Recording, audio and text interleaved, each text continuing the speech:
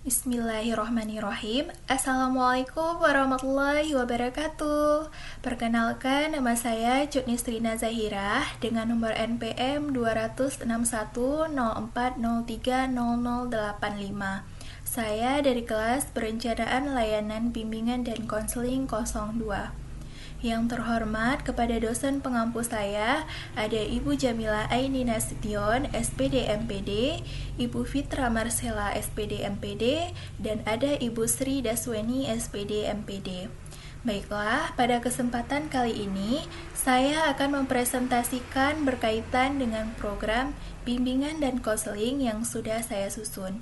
Untuk program yang sudah saya susun ini menggunakan alat instrumen daftar cek masalah atau DCM, dan juga program ini saya susun berdasarkan panduan operasional penyelenggaraan BK serta PDPM. Dan untuk pelaksanaan penyebaran angketnya, saya memilih di SMP Negeri 18 Banda Aceh. Baiklah, langsung saja saya mulai ke pembahasannya. Sedikit saya beritahukan bahwa penyebaran instrumen daftar cek masalah ini dilakukan pada tanggal 7 Februari 2022 yang disebarkan pada peserta didik SMP Negeri 18 Banda Aceh di kelas 83 dan diikuti oleh 27 orang peserta didik. Baik, langsung saja ke pembahasan. Nah, untuk yang pertama ada rasional. Nah, untuk saat ini, layanan BK yang diselenggarakan di sekolah SMP Negeri 18 Banda Aceh itu menghadapi banyak tantangan dan juga hambatan, baik secara internal maupun eksternal. Nah, dilihat dari sisi internalnya, permasalahan yang dialami oleh sebagian besar peserta didik itu adalah kepedulian dan kepekaan peserta didik yang menurun, sikap dan perilaku yang perlu diarahkan ke arah yang lebih baik lagi, motivasi belajar peserta didik yang menurun, tingkat pemahaman peserta didik terhadap materi yang menurun, dan juga kurangnya jam mengajar. Dan benar faktanya, sejalan dengan hasil asesmen yang telah saya lakukan, peserta didik di kelas 83 itu sebagian besar peserta didiknya memiliki masalah yang paling banyak pada bidang pribadi. Nah, dilihat dari sisi internalnya tadi, bahwa berarti peserta didik itu perlu adanya sebuah penanganan layanan pada bidang pribadi peserta didik yang kurang tersebut. Nah, yang kedua, dilihat dari sisi eksternalnya. Untuk kondisi peserta didik di luar lingkungan sekolah, dilihat dari hasil analisis asesmen yang telah saya lakukan itu, banyak di antaranya peserta didik yang mengalami permasalahan atau hambatan dari sisi keluarga peserta didik. Berikutnya ada dasar hukum. Nah, tentunya program BK ini dalam penyelenggaraannya, guru BK atau konselor itu hendaknya mempelajari, memahami, dan menerapkan landasan kinerja profesi guru yang berupa landasan perundang-undangan yang berlaku. Nah, untuk program BK yang saya susun ini, saya hanya menuliskan 10 saja dasar hukumnya. Di antaranya ada yang pertama yaitu Undang-Undang Republik Indonesia Nomor 20 Tahun 2003 tentang Pendidikan dan Pendidik. Yang kedua ada Undang-Undang Nomor 14 Tahun 2005 yang menjelaskan tentang guru dan dosen. Dan untuk berikutnya bisa teman-teman lihat sendiri. Selanjutnya, dalam susunan program ini ada visi dan misi SMP Negeri 18 Banda Aceh. Untuk visinya yaitu kreatif, inovatif, dan digitalis dengan menanamkan nilai IMTAK dan IPTEK sesuai profil pelajar Pancasila. Dan untuk misinya, yang pertama yaitu melaksanakan pembelajaran yang kreatif dan inovatif di bidang akademik dan non-akademik yang kondusif berpusat kepada peserta didik untuk mereka belajar. Yang kedua, meningkatkan literasi digital bagi peserta didik agar dapat bersaing secara global. Yang ketiga, menciptakan lulusan yang beriman, bertakwa, dan juga berakhlak mulia. Yang keempat, meningkatkan kompetensi peserta didik secara utuh, baik sikap, pengetahuan, dan keterampilan yang sesuai dengan bakat, minat, dan potensi peserta didik. Yang kelima, membangun rasa peduli terhadap lingkungan sekolah agar berbudaya global. Berikutnya, ada visi dan misi bimbingan dan konseling SMP Negeri 18 Banda Aceh. Untuk visinya, yaitu menjadikan peserta didik yang mandiri, berakhlak mulia, serta mengembangkan kemampuan mengekspresikan diri sesuai potensi, bakat, dan minat. Untuk misinya, terdapat 8 misi. Teman-teman bisa lihat dan baca sendiri ya. Nah, berikutnya di sini ada deskripsi kebutuhan. Nah, kebutuhan peserta didik itu atau konseling biasanya dapat diidentifikasikan berdasarkan dari asumsi teoretik dan juga berdasarkan dari hasil asesmen yang telah dilakukan. Nah, berdasarkan dari hasil pengolahan dan analisis instrumen masalah kebutuhan peserta didik yang telah diolah pada hasil analisis data profil kelas yang sudah saya olah, itu terdapat satu bidang yang paling tinggi persentasenya, yaitu pada bidang layanan pribadi dengan total persentase sejumlah 14%. Nah, seperti yang sudah saya katakan di awal tadi, pada rasional yang paling cenderung permasalahan dari aspek internal dan juga aspek eksternalnya yaitu pada bidang pribadi. Nah, terbukti juga pada profil kelasnya yang sudah saya olah bahwa bidang layanan pribadilah yang paling tinggi persentasenya. Lanjut, berikutnya untuk profil konseling. Nah, berdasarkan dari hasil pengolahan dan analisis tes data instrumen masalah kebutuhan peserta didik yang telah saya olah pada hasil analisis data profil kelas ini, maka di sini terdapat satu orang peserta didik yang memiliki kategori masalah yang paling banyak, yaitu yang bernama Muhammad Radis Sadiqi. Ia memiliki masalah dengan total persentase yang paling banyak, yaitu sejumlah 59% dari sekian banyak komponen dan juga bidang masalahnya. Di siswa yang memiliki kategori persentase yang tinggi itu, ia termasuk ke dalam kategori sangat dibutuhkan. Jadi, siswa dalam hal ini itu sangat butuh untuk melakukan layanan BK yang dilakukan bersama guru BK ataupun konselor di sekolahnya. Nah, berikutnya ada rumusan kebutuhan. Nah, di rumusan kebutuhan ini terdapat 4 bidang layanan. Yang pertama ada pribadi, sosial, belajar, dan karir. Nah, di rumusan kebutuhan ini saya menuliskan dari butir pernyataan instrumen yang ada, yaitu instrumen DCM ada 240 pernyataan. Di sini saya membuat deskripsi kebutuhan yang cocok untuk peserta didik tersebut dari butir pernyataan yang tertera. Contohnya di sini pada bidang layanan pribadi, butir pernyataannya saya sering sakit kepala, dan deskripsi kebutuhan untuk peserta didiknya yaitu untuk meningkatkan daya tahan tubuh peserta didik. Nah, contoh yang lainnya pada bidang sosial, di sini contohnya ada butir pernyataan itu tidak senang bermain dalam kelompok.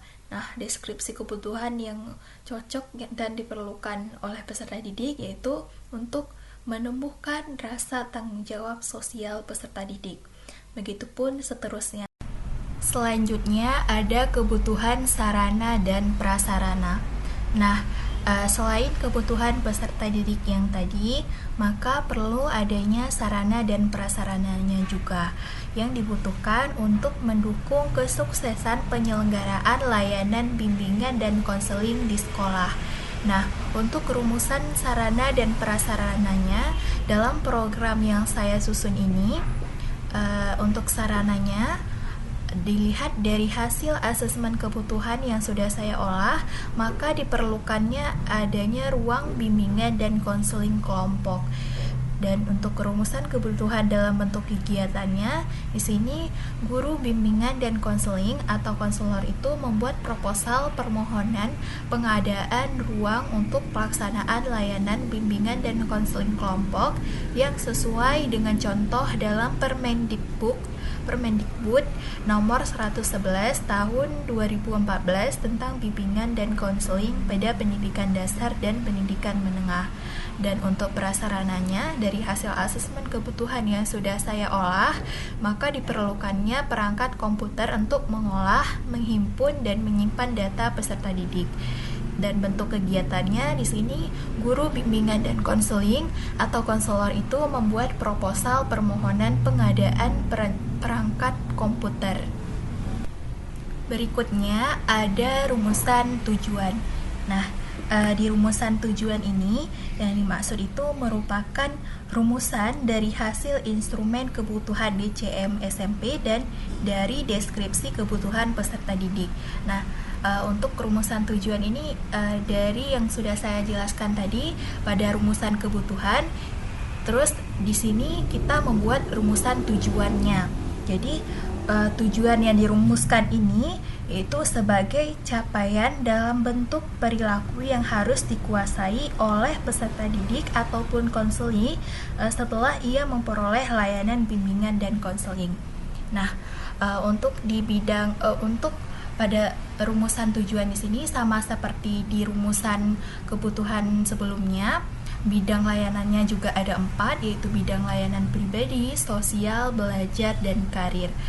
Nah, di sini saya contohkan pada bidang layanan pribadi, untuk butir pernyataan saya sering sakit kepala, dan untuk deskripsi kebutuhannya yang sebelumnya yaitu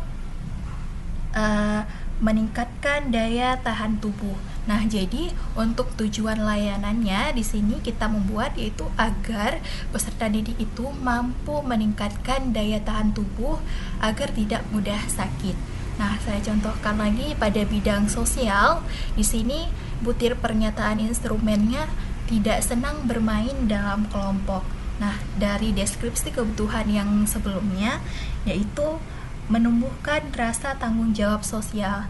Nah, jadi untuk rumusan tujuannya di sini peserta didik itu memiliki rasa tanggung jawab sosial. Begitupun seterusnya.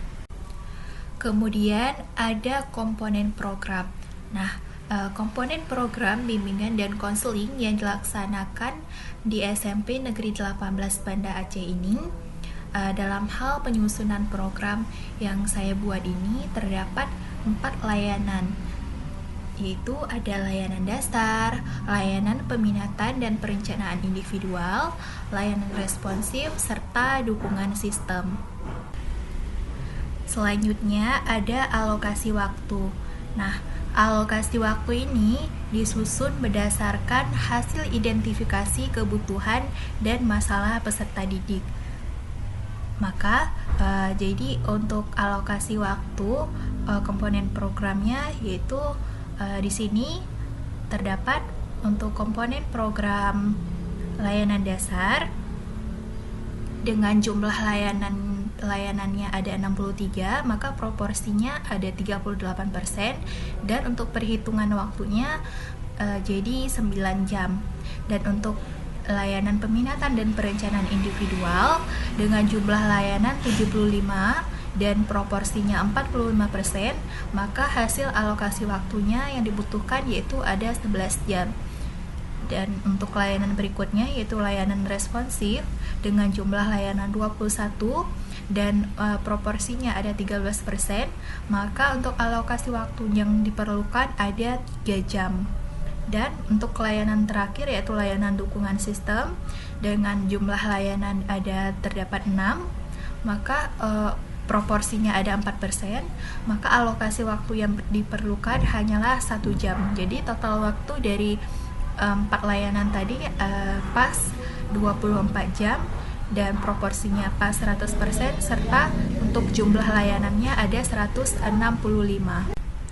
Selanjutnya ada bidang layanan. Nah, dalam penyusunan program ini terdapat 4 bidang layanan. Yang pertama ada bidang layanan pribadi, ada bidang layanan sosial, belajar, dan yang terakhir ada bidang layanan karir. Nah, teman-teman bisa lihat sendiri dan baca sendiri mengenai pengertian dari masing-masing bidang layanan tersebut. Untuk berikutnya ada rencana operasional atau action plan. Nah, rencana operasional ini adalah rencana yang menguraikan tindakan-tindakan yang diperlukan untuk mencapai tujuan yang didapat dari hasil asesmen terhadap kondisi peserta didik ataupun konseli, serta standar kompetensi kemandirian siswa atau SKKPD. Nah, rencana kegiatan bimbingan dan konseling ini terdiri dari beberapa komponen. Yang pertama di sini ada bidang layanannya. Nah, untuk bidang layanannya ini terdapat 4 bidang layanan seperti yang sudah saya jelaskan sebelumnya. Ada bidang layanan pribadi, sosial, belajar, dan karir. Nah, untuk berikutnya ada tujuan layanan. Nah, tujuan layanan di sini berisi tujuan yang akan dicapai oleh peserta didik tersebut. Nah, berikutnya ada komponen layanan. Nah, untuk komponen layanannya ini terdapat 4 komponen juga, yaitu ada layanan dasar, layanan responsif, ada layanan peminatan dan perencanaan individual, serta dukungan sistem. Berikutnya ada strategi layanan. Nah, untuk strategi layanan ini adalah kegiatan atau strategi layanan yang dilakukan dan disesuaikan dengan komponen layanannya. Berikutnya ada materi layanan. Nah, untuk materi layanan atau topik ini, jadi ini itu dibuat berdasarkan dari rumusan deskripsi yang sudah saya jelaskan sebelumnya dan juga dari rumusan tujuan yang sudah saya jelaskan sebelumnya. Nah, dari situlah kita membuat topik ataupun materi layanannya. Nah, kemudian untuk metodenya, metode di sini berisi teknik atau strategi kegiatan layanan bimbingan dan konseling yang akan dilaksanakan nantinya. Nah, berikutnya ada media. Media di sini berisi alat dan media yang akan digunakan. Dan yang terakhir ada evaluasi. Nah, evaluasi ini berisi jenis dan alat evaluasi yang digunakan untuk memastikan ketercapaiannya tujuan layanan. Nah, di sini bisa kita lihat pada bidang layanan pribadi, untuk tujuannya ada yaitu peserta didik mampu meningkatkan daya tahan tubuh agar tidak mudah sakit. Nah, untuk komponen layanannya menggunakan layanan responsif, dan untuk strategi layanannya menggunakan strategi layanan konsultasi, dan untuk materinya yaitu dengan materi atau topiknya weekend jangan mager, yuk lakukan aktivitas fisik itu. Dan untuk metode yang cocok yaitu metode diskusi dan problem solving. Dan untuk medianya disesuaikan dengan pendekatan.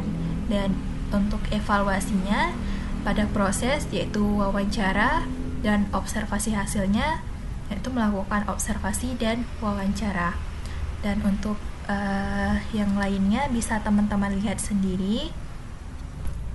Selanjutnya ada pengembangan tema atau topik.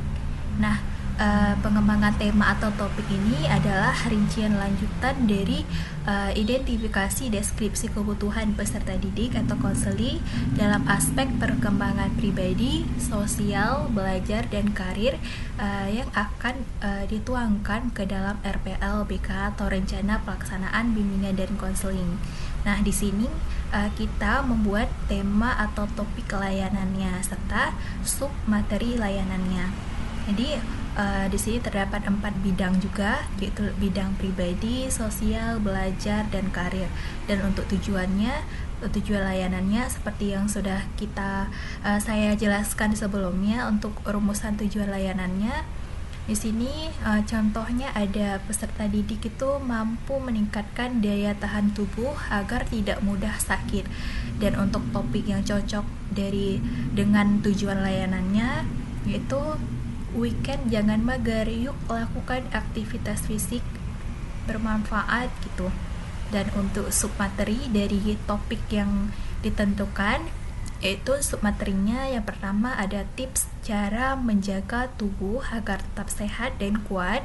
Yang kedua, mengenal jumlah kebutuhan zat gizi dan yang dibutuhkan oleh tubuh. Dan alokasi waktunya yaitu ada 2 JP atau 2 jam mata pelajaran. Dan untuk selanjutnya pada bidang lainnya, bidang sosial, belajar, dan karir, bisa teman-teman lihat dan baca sendiri. Kemudian ada evaluasi, pelaporan, dan juga tindak lanjut. Nah, pada program yang saya susun ini, untuk evaluasi, pelaporan, dan tindak lanjutnya, teman-teman bisa membaca dan bisa melihat di sini pengertiannya. Selanjutnya ada sarana dan prasarana. Sebelumnya saya sudah menjelaskan bahwa dalam kebutuhan sarana dan prasarana, program ini membutuhkan sarana dan prasarananya. Jadi untuk sarananya biaya yang diperlukan yaitu sekitar 6.793.000 dan untuk prasarananya memerlukan biaya 7.627.000 dengan total keseluruhan biaya yaitu yang diperlukan adalah 14.420.000 rupiah. Kemudian ada anggaran biaya. Nah, total keseluruhan anggaran biaya dari prasarana dan sarana tadi ditambah dengan layanan yang bimbingan konseling yang diberikan dan barang yang habis pakai, jadi total jumlah akhir keseluruhannya adalah 16.100.000 rupiah. Kemudian ada program semesteran, seperti halnya di sekolah. Untuk program semesteran ini ada semester ganjil dan semester genap. Dan untuk semester ganjil itu dimulai dari bulan Juli sampai dengan Desember, dan untuk semester genap dimulai dari bulan Januari sampai dengan bulan Juni. Dalam hal penyusunan program semesteran ini disusun berdasarkan dari action plan yang telah dibuat sebelumnya. Jadi di sini kita menentukan waktunya dan juga bulan keberapa yang cocok dan minggu keberapa yang cocok diberikan layanan tersebut.